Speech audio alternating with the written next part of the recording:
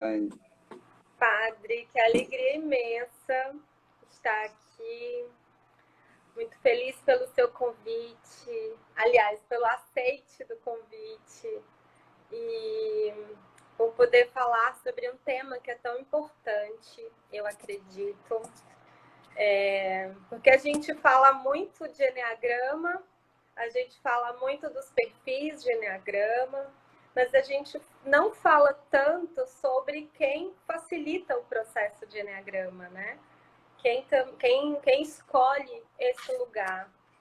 E eu acredito que ética, princípios, tem sido um tema pertinente em todas as dimensões. Então, por que não falar também sobre isso dentro do trabalho com o eneagrama, dentro, né, desse lugar tão precioso que é o coração das pessoas, a alma das pessoas, a personalidade, né? Então, e também, assim, a partir do meu processo, né? A partir da minha experiência nesse lugar de facilitador, eu percebo como é um lugar que precisa ser colocado luz para a gente conversar, trocar ideias, né? Partilhar. E também muito inspirada pelo Manifesto de Maceió, muito inspirada pelo Congresso de Portugal, onde esses temas foram levantados. Então, para mim, não tem pessoa mais oportuna de estar aqui, já que o senhor traz esse legado com tanto amor, com tanta responsabilidade e também com tanta generosidade, né, em formar novos profissionais de eneagrama. Então, muito obrigada por ter aceitado estar aqui com a gente e estou aqui para lhe escutar. Então, fique à vontade. Eu vou aqui mediando as perguntas. Gente, boa tarde, quem está chegando. Eu sou Flávia, trabalho com eneagrama. Mas antes disso, eu sou uma aprendiz eterna do eneagrama e de tudo que ele pode trazer para a nossa vida. E, Padre Domingos, o senhor dispensa apresentações, mas fique à vontade. muito bem, então boa tarde para todos que já estão acompanhando a gente. Um abraço, viu, Flávia? Eu fiquei muito feliz com o seu convite para falarmos, especialmente falarmos deste assunto, que é um assunto que eu sei que você também se preocupa, já temos conversado várias vezes sobre isso, e realmente é uma urgência, né? Você lembrou aí do congresso que aconteceu ano passado em maio, o Congresso Europeu, que foi em Lisboa, e a grande preocupação, talvez a preocupação número 1 do Congresso foi isso, a qualidade e a ética no ensino do Enneagrama. O Congresso abriu com um painel com os vários ex-presidentes da IAA Global e o presidente atual, acho que eram uns 5 ou 6, e o refrão foi esse, né? Houve um tempo em que a preocupação da Associação de Enneagrama era congregar, integrar, trazer todas as pessoas que trabalham com Enneagrama. Mas hoje a preocupação maior parece ser essa: cuidar da qualidade, cuidar da ética no Enneagrama, né? E então eu fiquei muito feliz com isso. Essa é também a preocupação da IAA aqui no Brasil, né? Já desde o Congresso de Brasília que essa preocupação vem crescendo. E como você já fez referência, o ano passado, no encontro de associados em Maceió, deu-se um grande passo com a elaboração do que ficou chamado Manifesto de Maceió. Foi um primeiro passo, né? E eu também sou muito sensível a esse tema. Eu achei muito bonita uma expressão que você usou agora e que eu queria retomar, nós somos aprendizes e acho que a primeira condição é nós mantermos sempre esse espírito de aprendizes. Enneagrama a gente aprende com as pessoas e a gente aprende ouvindo, acolhendo. É isso o grande chão, o grande terreno do Enneagrama. Eu gosto muito de uma frase de Dom Riso, Richard Riso, que faleceu há poucos anos, e que dizia que quanto mais a gente conhece o Enneagrama, mais a gente percebe que ele não foi inventado, ele foi descoberto. E foi descoberto como? Ao longo de milhares e milhares de anos, observando a vida, o fluxo da vida no universo e, de uma maneira mais específica, observando a vida das pessoas, o ser das pessoas. Então, acho que isso nos pede, em primeiro lugar, assim, um respeito profundo pelo ser humano, entendermos o ser humano como um mistério e não como um motor de um carro, né? Que não dá para a gente dissecar em pedaços. Esse olhar de contemplação perante o mistério. Me veio também aquela frase do Jung, que diz, olha, conheça todas as teorias, domine todas as técnicas, mas quando você estiver perante um ser humano, lembre que você está tocando na alma, um ser humano, né? E isso exige, assim, uma atitude de muito respeito, muita contemplação.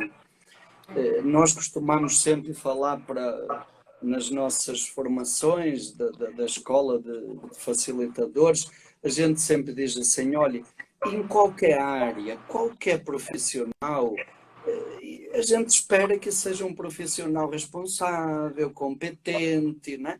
Todas as áreas. Olha, um pedreiro, se não for competente no trabalho dele, ele vai perder tempo, vai estragar material, vai colocar em risco a vida das pessoas. Ora, nós que trabalhamos com o ser humano, nós que tocamos, como você falou há pouquinho, o mais íntimo da vida humana, aquilo que há de mais sagrado, a sensibilidade, as emoções, os traumas, feridas tão profundas que o ser humano carrega. Ora, nós temos de ter assim um cuidado muito grande, um respeito muito grande, não é? E eu acho que na ética do Enneagrama, para mim, eu sempre lembro desses dois portais ou dessas duas colunas. Primeiro, um respeito sagrado pela tradição do Enneagrama. Nós temos o privilégio de ter tido acesso, de nos termos beneficiado. Eu, em primeiro lugar, eu sou grato a essa tradição pelo bem que ela me fez e me faz. Eu não sei como eu seria hoje, onde eu estaria, se eu não tivesse conhecido essa tradição. Quanto isso me ajudou como ser humano, quanto isso me ajudou e me ajuda a viver a minha espiritualidade, sem dúvida, é uma gratidão muito grande. E a gente tem que lembrar milhares e milhares de anos, tantas e tantas gerações, tantas tradições de sabedoria profunda, que nos deram esse legado, né? Então, em primeiro lugar, a gente tem que ter um respeito muito sagrado por essa tradição, né? E a segunda coluna é o respeito pelo ser humano. Nós estamos lidando com o que há de mais sagrado em cada ser humano. Então, acho que essas duas coisas têm que estar sempre presentes, não é? Eu na formação sempre costumo dizer para as pessoas, olha, nós estamos aqui para aprender. Aqui é o lugar onde a gente pode experimentar, onde nós podemos errar. E só tem dois crimes que a gente não pode cometer. Há dois crimes que a gente tem que ter cuidado para não cometer. Primeiro, não cometer um crime contra a tradição do Enneagrama, não mutilar essa tradição, né? E segundo, não cometer crimes contra o ser humano. A gente ter cuidado para respeitar, com sensibilidade, com contemplação. Eu acho que perante o ser humano o nosso olhar tem que ser sempre de contemplação, de saber que estamos perante o mistério, né? Isso traz uma coisa que me lembra a minha formação, né? Eu sou aluna eterna do Urânio Paz, me formei, ele foi um dos meus professores de formação, e Urânio ele sempre dizia para a gente não esquecer o nosso viés. Né? Exato. Para nunca esquecermos o nosso viés, lembrar que nós temos um ego, esse ego tem necessidades, e para a gente estar atento, e isso me lembra um outro ensinamento da Nafisa, que é uma também das minhas orientadoras, é a atenção para a intenção.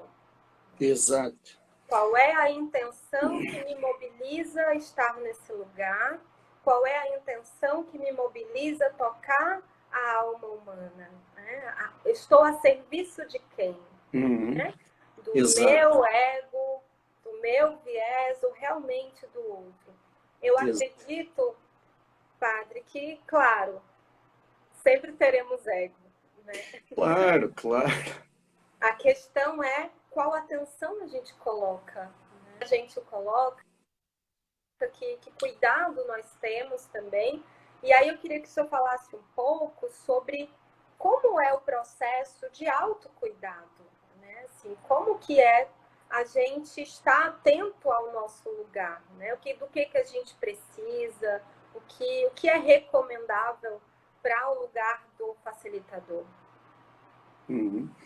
Exato, olha, eu agradeço a sua colocação e também faço aqui a minha homenagem ao Urânio como grande amigo, né? E a gente comunga dessas preocupações, e você lembra, ele foi uma das vozes mais fortes no Congresso Europeu sobre essa preocupação ética, né? Olha, a gente costuma dizer, Flávia, que a gente no início da nossa escola de facilitadores, nós sempre perguntamos para as pessoas: o que é que vocês acham mais importante para ser um professor, um facilitador de Enneagrama? E as pessoas dizem um monte de coisas. Muitas coisas boas, importantes. E depois de ouvir, nós dizemos assim: ok, tudo isso é importante, mas olha, a primeira condição que nós, no nosso Instituto, acreditamos, a primeira condição é cada um fazer um trabalho permanente sobre si mesmo. Nós temos que estar o tempo inteiro num processo de autoconhecimento, de transformação pessoal, de atenção ao nosso ego, como você falou. O ego é muito sutil, quando a gente dá conta ele já tomou a gente de novo, né? Extremamente e esse competente, né, padre? Então esse trabalho é para a vida inteira, é um trabalho permanente de autoconhecimento, de auto-observação, é um trabalho permanente que dura, eu costumo brincar, esse trabalho dura pelo menos a vida inteira, né? E isso significa eu estar sempre no processo. A gente lembra também aquela frase do Jung que eu gosto de repetir: o terapeuta só leva a pessoa até onde ele mesmo chegou. Então não adianta, né? É a primeira condição, né? E dentro disso eu retomo isso que você já trouxe da intenção, da motivação. Olhe, eu digo, por exemplo, é legítimo, é ético a gente ganhar dinheiro com o ensino do Enneagrama? É. E eu coloco, desde que esse não seja o único objetivo e desde que não seja o primeiro. Tem que haver uma intenção maior. Que desafio, né, padre? Tem que haver uma intenção maior, uma motivação maior, que é essa motivação, o amor ao ser humano, a libertação do ser humano, o compartilhar de uma sabedoria que foi útil para nós e que a gente acredita que pode ajudar as pessoas e a sociedade, né? Então a intenção é fundamental. Segunda coisa, o estar presente. Quando eu estou, seja um atendimento individual, seja um trabalho em grupo, uma vivência, eu estar presente, estar inteiro. E para isso, de novo, eu preciso me trabalhar sempre, né? E há momentos onde a gente não vai estar tão inteiro, né? Mas tem que buscar também os recursos, a respiração, outros recursos, cada um de acordo com a sua experiência, para se integrar, para estar bem, não é? Para poder dar o melhor de si. E um outro princípio que a gente fala na escola, e tanto eu sou padre, mas a gente trabalha com o Enneagrama numa perspectiva de abertura e de respeito por todas as tradições religiosas, inclusive por quem não segue nenhuma, mas a gente coloca assim, olha, é preciso, independente da sua tradição religiosa, independente de você ter ou não uma linha religiosa, é importante que você trabalhe a sua espiritualidade. É outro princípio. O ser humano tem uma dimensão espiritual que a gente não pode esquecer. O Enneagrama tem uma dimensão profundamente espiritual. Ora, se eu me proponho trabalhar com um ser humano, e se eu me proponho trabalhar com uma sabedoria que tem uma dimensão fundamentalmente espiritual, eu mesmo tenho que cuidar da minha espiritualidade. Cada um, segundo as suas experiências, o seu caminho, cada um tem o seu caminho. Mas a gente precisa cuidar. Nós, na nossa escola, costumamos propor a meditação como um caminho que é comum a todas as grandes tradições religiosas, que não choca ninguém, mesmo para quem não tem nenhuma religião, é um caminho digno, respeitador do ser humano e que nos ajuda muito nessa coisa da presença, da harmonização, do estar inteiros, né? E sobretudo de acessarmos, de nos conectarmos com a nossa essência, né? Então a gente coloca essas duas coisas como o ponto de partida. Olhe, antes de você começar um caminho, antes de você se propor a ser um facilitador de Enneagrama, cuide dessas duas coisas, o trabalho de autoconhecimento e o trabalho espiritual consigo mesmo, não é? Claro que depois a gente fala de outras coisas. Sim. Você falou num ponto que eu considero muito importante, é que talvez não seja o Enneagrama o caminho para aquele facilitador, né? Porque o Enneagrama, ele realmente abrange a dimensão espiritual. Então, por que tirar essa dimensão, né? Então, talvez Exato. não seja o Enneagrama, né? Me preocupa Exato. um pouco, padre, essa ênfase na tipificação, né? A ênfase em categorizar, a ênfase em olhar para os traços e não para o caminho. Exato. Isso me levanta os olhos um pouco, né? Porque é tirar a grande contribuição do Enneagrama, que é essa dimensão psicoespiritual. Exato, exato. Sempre lembrando isso, que o Enneagrama é um mapa psicoespiritual.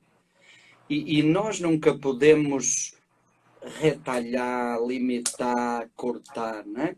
Porque aí nós estamos traindo uma tradição fantástica. E outra coisa, Flávia, que eu sei que você também tem essa visão, já falámos várias vezes, sobretudo nós estamos traindo o ser humano. Porque hoje, mais do que nunca, o ser humano está buscando algo que lhe dê esse horizonte abrangente da espiritualidade. E nós temos uma tradição que nos permite isso e nós vamos cortar. Nós vamos tirar da tradição aquilo que ela tem de mais rico e aquilo que pode ser mais útil para o ser humano hoje. Acho que seria muita cegueira, não é? E que alimenta uma dimensão que só é alimentada pela dimensão espiritual, né? Assim, quando a gente fala do trabalho psicológico, que nada mais vai preencher, né? Cada dimensão ela tem a sua própria forma de ser nutrida, né? E eu acho que a grande beleza do Enneagrama é esse duplo caminho que se cruza e se entrelaça, que é o espiritual cuidando do psicológico e vice-versa, né? Não são antagônicos, eles não duelam entre si, na realidade. Exato. Congregam, né? Congregam. Eu gosto muito de um pensamento de Pascal, filósofo, né, que diz: autoconhecimento sem espiritualidade pode levar ao desespero. Eu estou vendo um comentário aqui da Maria Ailsa, que diz isso, olha, se a gente entra em contato com nossa sombra e não tem uma dimensão espiritual, nós entramos no desespero e na angústia. Mas o Pascal continua e diz assim, espiritualidade sem autoconhecimento pode gerar alienação. E a gente vê que isso também é um perigo, não é? Então as duas coisas estão profundamente ligadas, não dá para separar, não é? E retomando isso que você colocou há pouquinho, Flávia, é outra coisa que também aparece no Manifesto Maceió, vamos falar daqui a pouquinho, e eu sempre procuro falar muito. E eu costumo dizer assim, olha, imagine que o Enneagrama, a tradição do Enneagrama é uma pizza, uma grande pizza. Vamos pegar as fatias da pizza. Olha, tem uma fatia que corresponde aos tipos. Os 9 tipos de personalidade, a pessoa conhecer os 9 tipos, identificar o seu tipo. Tá bom, essa fatia corresponde a 10% da pizza. Quantas vezes nós reduzimos o Enneagrama a 10%? Não é? Aí, outra fatia da pizza seria o que chamamos de instintos, subtipos e instintos. Corresponde, eu diria, a 15% da pizza. Hoje a gente sabe que não pode abrir mão disso, não dá para falar de Enneagrama sem falar dos subtipos, dos instintos. 15%, já temos 25% da pizza, mas é só 25%. Ainda estamos só no diagnóstico. Isso, né? Na compreensão, né? Compreensão, é como a gente ir no médico fazer um exame e descobre que está com um problema no estômago, sim, e daí? Vai ficar com isso? Só vai para casa com o diagnóstico? Aí tem outro pedaço da pizza que eu diria são os caminhos de crescimento, o trabalho de instintos, o trabalho de asas, o trabalho de flechas. Eu diria são 25% da pizza. Ora, tínhamos 25%, né? Mais 25%, chegamos a 50%. O autoconhecimento e o trabalho humano. E temos mais 50%. E os outros 50% são o quê? Essência, né? A essência é o trabalho espiritual, é a dimensão espiritual, de vivenciar as ideias sagradas, as virtudes, e aí é vivência, né? Não é mais só teoria, né? É sobretudo experimentar, deixar-se transformar por isso. Ora, a gente tem que ter cuidado para não reduzir o Enneagrama, né? E, infelizmente é o perigo, né? E aí ficar em melhorar o que já se conhece, né? A gente pode ficar só nos primeiros 50%, só dando uma roupagem para a personalidade, que ok, é importante. Sim, também, claro, mas já ajuda. Por que não fazer isso com a contribuição da essência? Por que não? Né? Com certeza. E tem uma frase de Jean-Yves Leloup que eu gosto muito, que ele diz assim, é preciso cuidar daquilo que é bom em quem não está bem. Isso. Ok. Cuidar da essência em nós que não estamos bem, que estamos adoecidos pelo ego, pela personalidade. A verdadeira transformação acontece a partir da essência, né? Claro, com trabalho de feridas, que é preciso ser feito, tem que mexer na dor, tem que mexer na sombra, não há transformação sem dor. E eu costumo dizer, olha, que seria ilusório nós queremos fazer um trabalho de transformação pessoal sem mexer na sombra, na dor, é ilusório isso, é alienação, mas também seria desrespeitoso nós queremos fazer um trabalho pessoal sem chegar na luz, sem chegar na dimensão da essência, da espiritualidade. Como você colocou, as duas coisas o tempo todo estão interligadas, né? Porque nós somos isso, né? E aí, como a gente volta, né, pro início da conversa, né? Então, se esse facilitador, né, se esse terapeuta não fez essa travessia, não vivenciou essa experiência, não integrou a essência como parte, né, como objetivo de caminho, como que ele vai poder né, buscar apoiar a transformação do outro? Eu diria até, eu costumo falar isso, Flávia, eu acho que, em primeiro lugar, nós temos que ter esse cuidado, em primeiro lugar, por respeito a nós mesmos. Porque eu acho que uma pessoa que se mete a fazer trabalho com os outros sem ter o mínimo de processo, claro que isso é para a vida inteira, nós nunca vamos estar preparados, estamos sempre caminhando, mas uma pessoa que se mete numa aventura dessas sem ter o mínimo, ela vai sofrer muito. Ela vai sofrer muito, né? E segundo, ela vai desrespeitar as pessoas, né? Pode estragar muita coisa, pode prejudicar muita gente, né? Pode desmontar muita Sim. gente. Então, eu acho que a gente tem que ter esse cuidado, essa consciência, e é essa preocupação que hoje cresce no mundo do Enneagrama, e não só, em todas as áreas, a gente vê que há o perigo da banalização.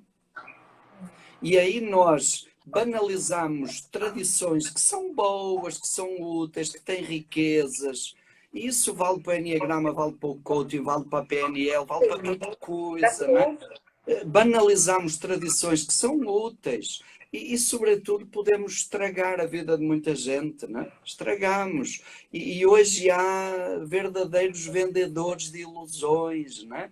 E isso é muito sério, é preocupante, então é por isso que cresce no mundo do Enneagrama essa preocupação. Primeiro, por respeito às pessoas e segundo, por respeito à tradição, não é? Por preservar a riqueza e a seriedade e a profundidade dessa tradição. Eu penso que trabalhar com o Enneagrama achando que o tipo é o fim e não o início é um equívoco, né? É um equívoco. Eu me lembro de Teresa de Ávila, que, claro, é uma grande inspiração para mim sempre, que ela fala das 7 moradas, né? E a primeira morada, realmente, ela é muito feia, ela é muito suja, e por vezes a gente não quer entrar em contato com isso, mas também nos impede de chegar à 7ª morada, que é a essência, né? Então, como é importante entender que categorizar, identificar o tipo é apenas a primeira morada. Exato. É apenas o primeiro passo. E dentro disso, Flávia, eu também acho que é muito importante termos sempre essa ideia do processo, né? De várias moradas, de uma escada com vários degraus. É outra coisa que me preocupa, como às vezes, olha, tem pessoas que num final de semana já completaram o processo do Enneagrama. Né? E alguns participam de um workshop no final de semana, no final de semana seguinte já são terapeutas, já viraram terapeutas, né? Quer dizer... Mais um eu que aparece, né? Né? Então a gente ter essa ideia dos degraus, do passo a passo, de não queimar etapas, e isto não é uma enciclopédia que a gente vai engolir e digerir, isto é algo para a gente vivenciar, para experimentar, olha, começamos na personalidade, mas se é apenas um degrau pequenino, e depois temos que ir fazendo o trabalho, e tem os subtipos, e tem asas, tem flechas, e tem vivências, e tem sombra, e aí na sombra tem trabalho para muito tempo, né? E é um processo permanente, e como esse lento. processo pode ser gostoso, né, padre? Com certeza. Esse caminho pode ser exatamente o que o senhor falou, uma palavra que eu percebo que traduz muito, pode ser contemplativo. A gente pode apreciar esse caminho e viver essa história de amor com nós mesmos, né? Não precisa só identificação. Outra coisa que a gente fala muito, que o Enneagrama não é uma ferramenta. Dizer que o Enneagrama é uma ferramenta é tão reducionista, né? O Enneagrama não é uma ferramenta. O Enneagrama é um processo, é uma tradição, uma sabedoria. Sabedoria, eu gosto muito da palavra sabedoria, porque sabedoria vem de sabor, de saborear. Então, como você disse, é algo para a gente saborear, contemplar, degustar, né? Não é para a gente comer tudo de uma vez e achar que já está lá no computador, né? Não dá, né? É para saborear a vida inteira. A Camila está aqui falando exatamente isso, né? Que o Enneagrama é uma filosofia de vida, um estilo, é uma decisão de como viver as nossas vidas. Olha como é muito maior do que uma ferramenta. Exato, né? Exato. E a Júlia, minha querida amiga Júlia, está aqui falando. Júlia, um abraço. Mais do que entender, precisamos vivenciar o Enneagrama. Ou seja, não é um exato. lugar de Então, compreensão, né? é, a gente costuma dizer, eu muitas vezes digo nas vivências, olha, agora você tira a cabeça, coloca aí do lado, porque para estas coisas a cabeça é importante e é, mas o mais importante neste processo não é a cabeça, Tá. é o coração e sobretudo o corpo, a sensação física, né? O trabalho acontece aí, né? É fundamental. Exatamente. Então a gente não pode reduzir a um conhecimento teórico, não podemos reduzir a uma técnica instrumentalista, fixista. Isso que você já falou, a gente reduzir o enneagrama a um tipinho, né? Ou então ainda mais, olha, reduzir o enneagrama a uma palavra. Aí, pronto, a gente dá uma palavra, um rótulo para cada tipo. Olha, o tipo 1 é o perfeccionista. Puxa vida, eu vou reduzir uma pessoa que é um mistério, que tem uma essência, que tem instintos, que tem uma personalidade extremamente complexa, e eu reduzo isso a uma palavra perfeccionista. Que coisa triste, né? Ou Como então reduzir a um gente rótulo. esquece e a gente esquece dos atributos divinos, né? Afinal de contas, é disso que se Claro, trata. que é o mais importante, né? Outro perigo também está aí no Manifesto Maceió, é essa tendência, esse vício, que talvez seja dos mais perigosos, é o que mais distorce o enneagrama, de ficar usando o enneagrama para rotular os outros, né? Sim, é um Olha, desserviço. meu Deus, ainda ontem eu vi, está cheio disso. Ainda ontem eu vi nas redes sociais uns iluminados, porque é pessoal muito iluminado. Eu acho que deve ser pessoas fantásticas, super iluminadas, que conseguem adivinhar o tipo de alguém, né? Então, figuras públicas e tal. Então, o cara faz uma tese sobre o tipo de fulano de tal, de fulana de tal. Isso é um dos maiores crimes que se comete com a tradição do Enneagrama e com o ser humano, né? Ficar Eu falo, rotulando. isso que você traz é muito interessante, porque uma das primeiras coisas que a Renata, que foi a minha supervisora na certificação, ela dizia, Uhum. Flávia, cuidado com viés. Né? E É, eu me identifico com a personalidade 2, né? Então, aquele que acha que sabe sobre o outro. é, Então, como é importante, padre, como é libertador essa clareza, né? Do que o nosso ego está pedindo. Será que eu estou pedindo, né, reconhecimento? Será que eu estou pedindo é, validação, amor, através desses comportamentos, né? E como é importante a gente ter essa clareza, né? O orai, né? Orai e vigiai o ego, para exato. que a gente não caia nessas armadilhas de carência, de necessidade de pertencimento, através dessas estratégias de tipificar o outro, né? Ou Isso. necessidade de se sentir E, importante. isso, ora. E é isso. Eu também me parece que a grande tentação é essa, Flávia, porque repara essa coisa de eu dizer para uma pessoa qual é o tipo dela, isso é muito bom, sabe? Para quem? Para o nosso ego. Porque, pô, eu conheço mais da pessoa do que ela mesma, né? Mas só é bom para o meu ego, mais nada, porque isso não está ajudando a pessoa. Eu estou Exatamente. roubando da pessoa a grande aventura dela se descobrir. O importante do Enneagrama não é saber o tipo. O importante, em primeiro lugar, é o processo de auto-observação, de autodescoberta. Tenho Até uma um frase de. nome Gurdjieff traz isso, né? O grande Exato, trabalho do Enneagrama é a nossa capacidade de se observar. é isso. Padre, Tem um pensamento tem só de. umas frases aqui, algumas colocações que são muito importantes aqui Aham. que estão sendo ditas, que eu queria ler para a gente não perder. A Aline está dizendo que Enneagrama é vivência diária, conhecimento que se faz no dia a dia e sempre.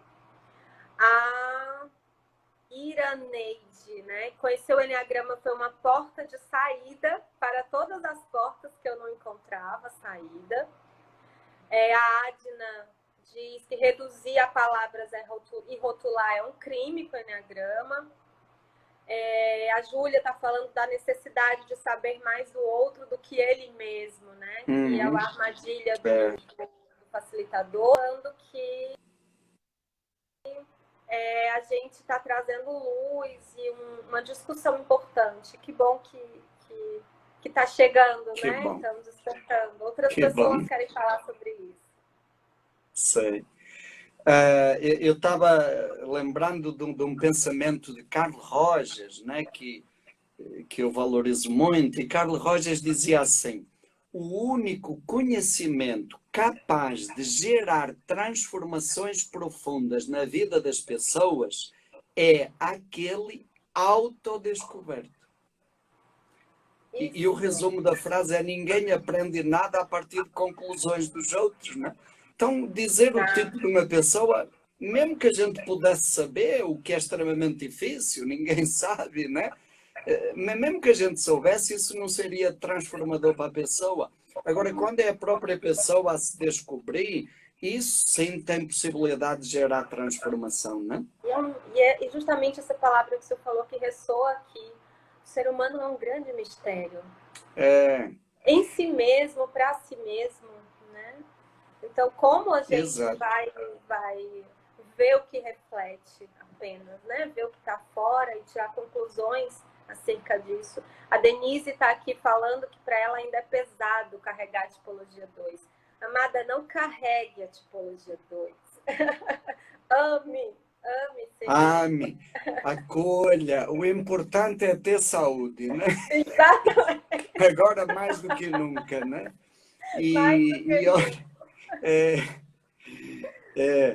E aí, Flávia, se me permite, eu acho que pode ajudar a ir sistematizando muita coisa da nossa conversa até aqui, trazer alguns pontos desse manifesto de Maceió, sim, né? Padre. E o processo de acreditação, né? Eu acho importante. Isso. Então, olha, esse documento de Maceió foi elaborado no encontro de associados, o ano passado em outubro. Houve um trabalho preparatório, houve contribuição de todos os ex-presidentes da Associação Brasileira de Enneagrama, alguns presencialmente, outros através de vídeo. Por exemplo, o Urânio mandou um vídeo, Márcio Schutz mandou um PowerPoint e os outros estavam presentes, a Marilena Bigoto, o André Prudente, eu, a Odete Freitas, que era presidente na época, e depois houve um trabalho com todos os associados para elaborar esses princípios, que são princípios que foram aceitos por todos, por unanimidade. Isso foi uma coisa muito bonita. Então está gerando aí uma consciência e que ficam assim como referenciais. Claro que a associação não tem poder de polícia, nem existe poder de polícia, ninguém tem, nem ninguém vai patrulhar ninguém. O Enneagrama é um património da humanidade, né? Que nós precisamos honrar. Mas a Associação de Enneagrama se propõe como uma referência para ajudar a salvaguardar a ética. Então, um primeiro princípio importante é ver o Enneagrama como um sistema amplo, que convida as pessoas a trabalhar essa dimensão da consciência psico-socio-espiritual. Trabalhar a dimensão social do Enneagrama, porque o Enneagrama não vai só ao nível do indivíduo, das pessoas, dos grupos. Trabalhar a dimensão psicológica, do comportamento, né, das crenças, das motivações, das sombras, e trabalhar a dimensão espiritual, as virtudes, as ideias sagradas, né? E dentro disso, a IEA, a Associação Brasileira de Enneagrama, afiliada à Associação Internacional, atua como um órgão de referência, como instituição referenciadora. E alguns critérios mais específicos. Um é muito claro sobre essa questão da identificação do tipo de personalidade. A única pessoa capaz de identificar o seu perfil, o seu tipo de personalidade no Enneagrama é a própria pessoa. E ponto final. Isso ficou muito claro em Maceió. E qualquer outro meio qualquer outro atalho poderá impedir, e nunca podemos deixar que outros atalhos impeçam a descoberta de quem está aprendendo. O profissional é apenas um facilitador. Nós damos meios, elementos para que seja a própria pessoa a se observar e a fazer o processo de identificação. Por exemplo, hoje é outro vício que cresce, é a moda dos testes, né? Faz um testezinho, o teste deu. Olha, isso atrapalha mais do que ajuda, né? Eu costumo dizer que mesmo que houvesse um teste 100% infalível, e eu digo, graças a Deus não há, o teste mais completo, que é o do Richard Rizzo e do Rusty Hudson, ele tem 70% de assertividade. 70%. Quer dizer que há uma margem de erro muito grande. Mas mesmo que houvesse um teste 100% infalível, eu continuaria dizendo que não coloque isso como critério de identificação.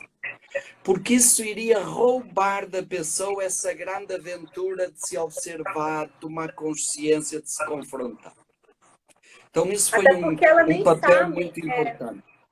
Ela nem sabe, né, padre, em que o que ela tem em mente para responder um teste numa situação ou não, em que a motivação, a interpretação.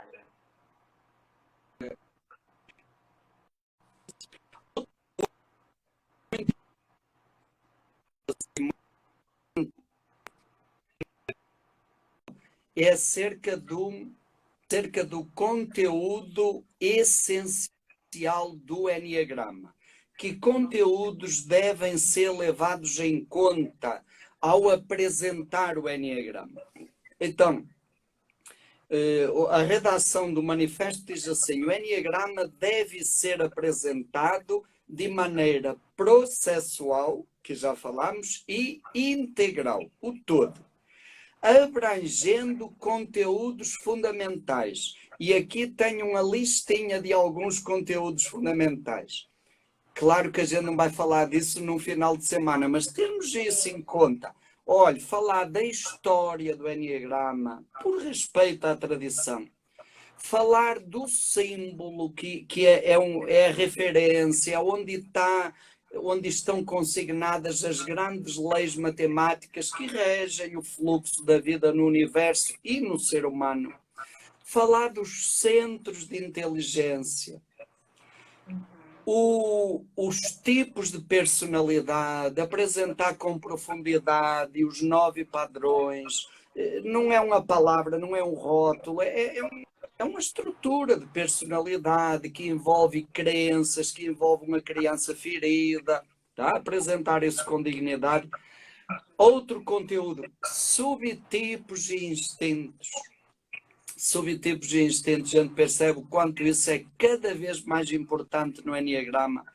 Asas, trabalho de asas como caminho de crescimento, flechas, tanto o infinito de trabalhos de crescimento que nós temos aí, convivências no símbolo, e essência, na essência o trabalho das ideias sagradas e das virtudes, que é a dimensão espiritual do Enneagrama. Ora, respeitar esse conteúdo fundamental, nunca reduzir, não ficar retalhando o Enneagrama e reduzindo a pedaços, né? Já dissemos isso, seria um desrespeito à tradição e, sobretudo, um desrespeito ao ser humano, à busca profunda do ser humano, né? Então, esses são, assim, os pontos principais do Manifesto de Maceió e que poderão servir como uma referência. Claro que isso não vai garantir nada, mas pelo menos quem tiver boa vontade e quiser fazer um trabalho sério, tenha alguns pontos aí para referendar a sua atuação, né? E dentro disso também a IEA Brasil criou o chamado processo de reconhecimento profissional. Portanto, a IEA não pode dizer quem é que pode ou não ensinar Enneagrama. Não. Mas a IA pode dizer, olha, dentro do que nós acreditamos como princípios éticos, nós reconhecemos que fulana, fulana, fulana, fulana, fulano respeitam esses princípios. Não quer dizer que os outros não podem trabalhar com o Enneagrama. É livre, é aberto. Mas como associação, a associação pode dizer, nós reconhecemos que a Flávia trabalha de acordo com esses princípios. Então, quem quiser, os profissionais de Enneagrama quiserem ter esse selo, essa referência, digamos, essa acreditação, a associação criou um processo, né? E o primeiro passo, o primeiro critério para a pessoa ter esse reconhecimento é que ela tenha um trabalho pessoal contínuo de autodesenvolvimento. Primeiro critério. De novo, né? Não adianta fugir disso. Segundo critério, que a pessoa apresente um certificado de formação para professores. Não é eu dizer, eu participei de um workshop de Enneagrama. Ok, mas o workshop é voltado para o seu trabalho. Outra coisa é uma formação que seja especificamente voltada para o ensino do Enneagrama.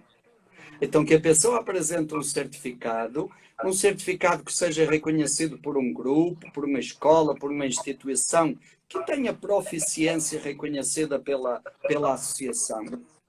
Né? Por exemplo, você fez a formação com a escola do Urânio Paz, né? Temos hoje no Brasil várias escolas que a IEA reconhece, o André Prudente tem um processo de formação, a Marilena Bigoto tem um processo de formação, a Escola SAT tem um processo de formação tão antigo e tão respeitado. Nos últimos anos, o nosso Instituto também está fazendo essa experiência da formação.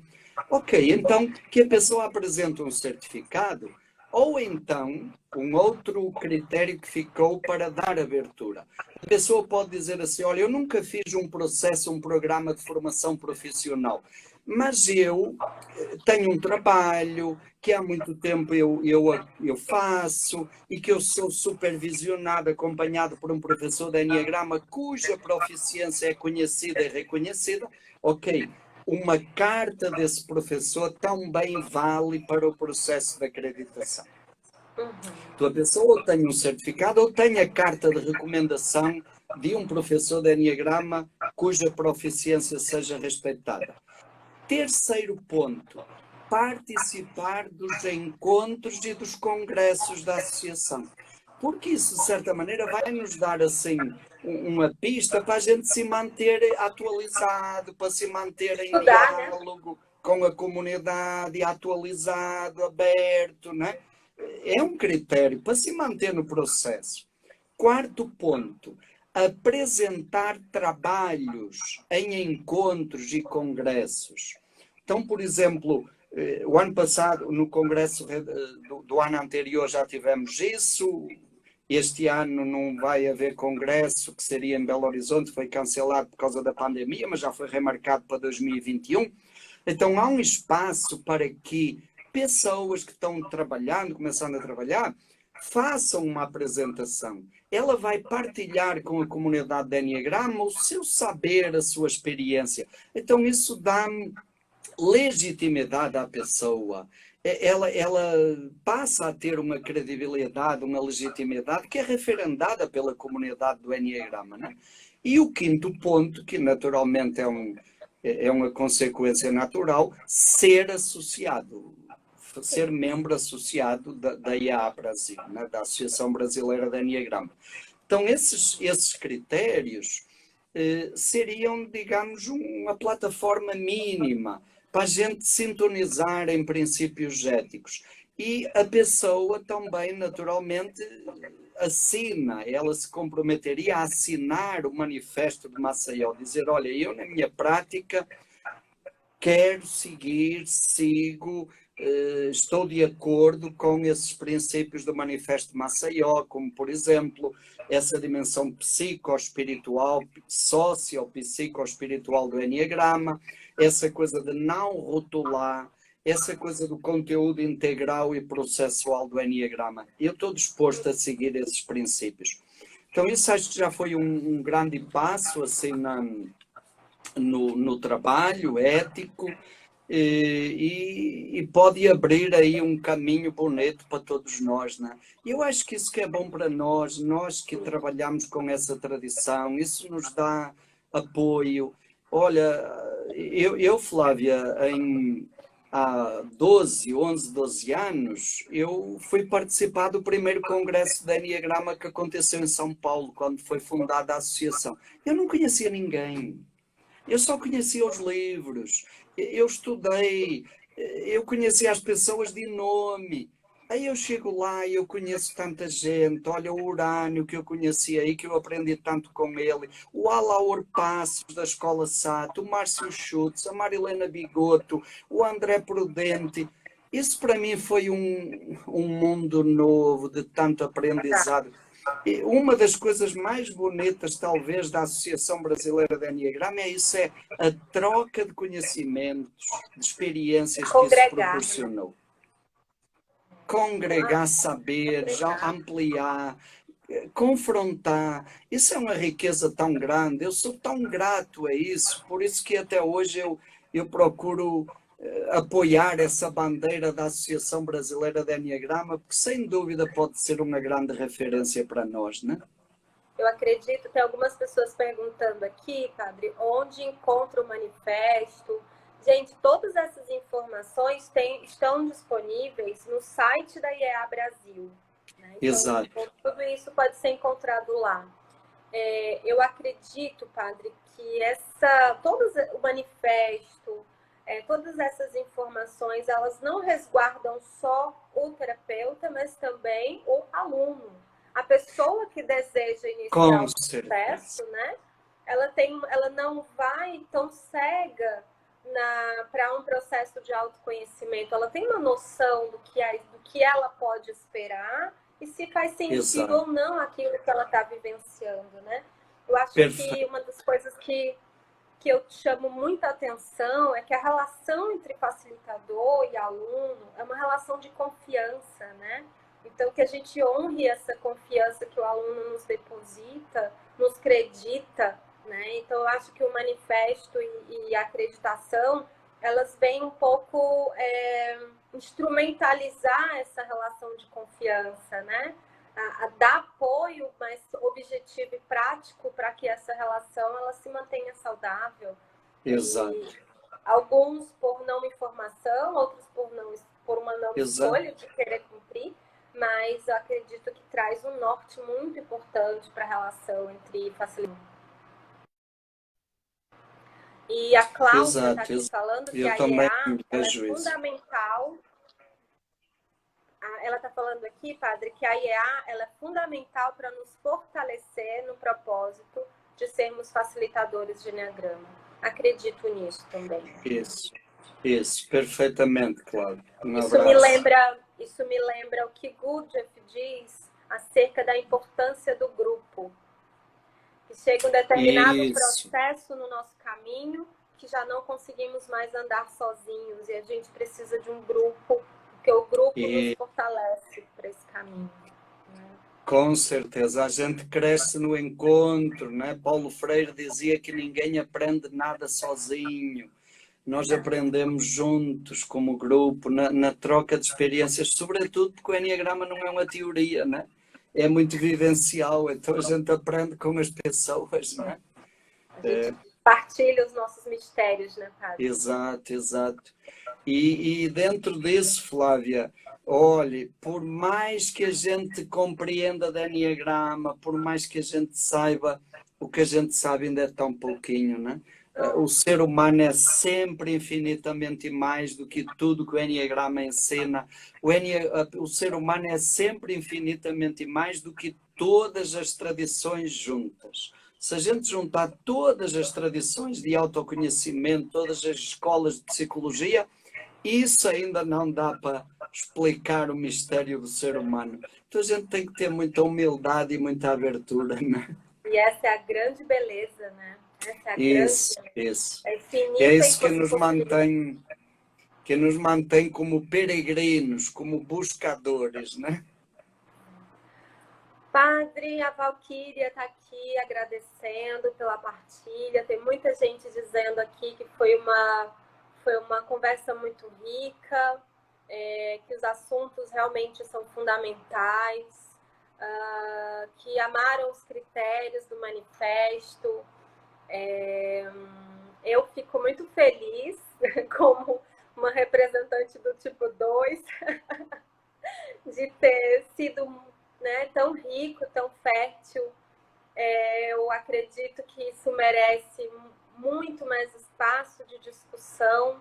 Eu acho que não se esgota, né? Tem muito assunto que a gente só abriu, mas que merece aí ser bem mais aprofundado. Que bom que ressoa em vocês, né, que estão aqui escutando. Então isso nos traz uma esperança de que esse é o caminho, né?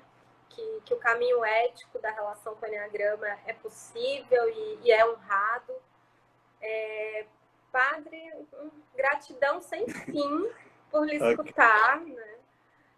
O senhor me inspira. E aí eu quero também dizer uma coisa, né? Eu sou de Fortaleza, fui estudar em São Paulo, conheci Padre Domingos em 2018 apenas, mas que encontro maravilhoso, como nutre a minha alma, tudo que o senhor traz, partilha, como são preciosas, sabe? Assim, eu acho que eu aprendi que no Eneagrama só existe um mestre, é o criador do Eneagrama, mas eu honro e respeito imensamente os buscadores, e o senhor como buscador, Urânio, Nafisa, tantos outros, Beatriz, tantas pessoas incríveis que estão por aí nesse lugar de curador ferido e dedicando o seu caminho para o caminho do outro. Eu acho que esse é o lugar do facilitador de Eneagrama, né? O caminhar junto. Então, Padre, eu sou sua fã, você sabe disso, quero cada vez mais que a gente se encontre, e é uma flecha linda na minha vida. E muita gratidão, uma gratidão imensa por tanta generosidade e partilhar o que o senhor ama tanto, né? Que é o Eneagrama. Que bom, menino. Olha, eu fico muito feliz, agradeço pelo convite, pelo tema que você sugeriu, que acho que foi muito oportuno. E estamos juntos aí nessa caminhada como buscadores e apoiando-nos mutuamente e descobrindo sempre juntos. Muito obrigado e um abraço a todos que nos acompanharam, um bom dia para todos e que a gente continue sempre esse trabalho de transformação pessoal. Um abraço. Sem fim, sem fim. Gente, muito obrigada, um abraço para todos. Padre, estão perguntando se a live vai ficar gravada. Vai, eu vou deixar ao vivo, né? Tá bem? Sim. Muito obrigada, Um abraço. gente. Um abraço. Tchau.